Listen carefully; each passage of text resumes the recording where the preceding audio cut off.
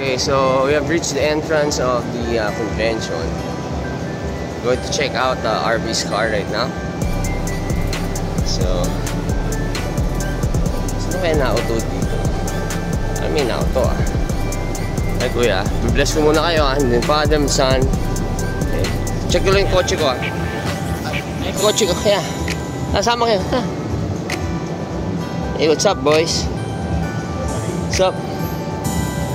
Okay, so mukhang linalang ako. Walang tao. Sino kaya na-auto dun? Ano may na-auto? Okay, this is the car of Angie King. Angie King's car porn racing Ferrari in the house.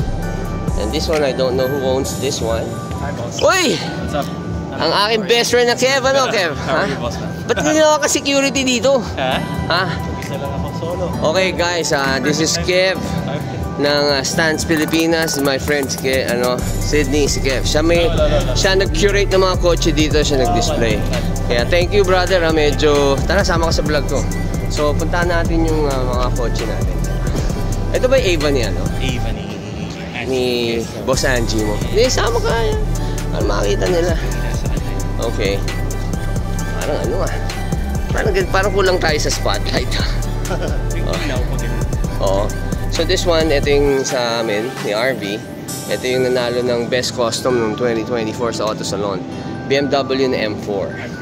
Diyan hand-painted, All, buong kotse. Hindi lang hood. Okay, so... No, don't touch. You don't touch the car, Sydney. What the fuck, man?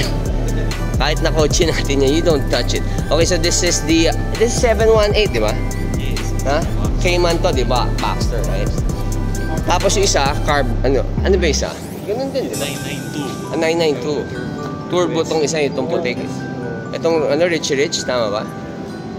Okay, so medyo, di ko na kasi kabisado yung mga itsura. Pero this was Cayman, di ba? 718 na top down. Okay? Baxter to, right?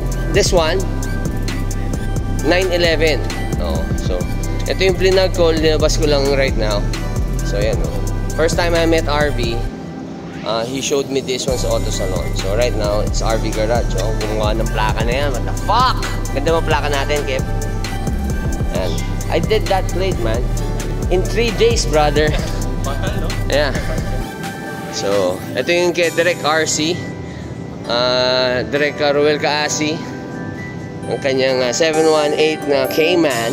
Si Ada. Okay? Yan ang pangalan ng kotse niya. Yes. Come on. So. Okay. So, yan. So, ito yung mga kotse ni Kev right now. Okay, so cut lang ako. Ikot lang ako ni Kev and then we'll be right back. Thank you, Kev. Holy. Na sapatos mo,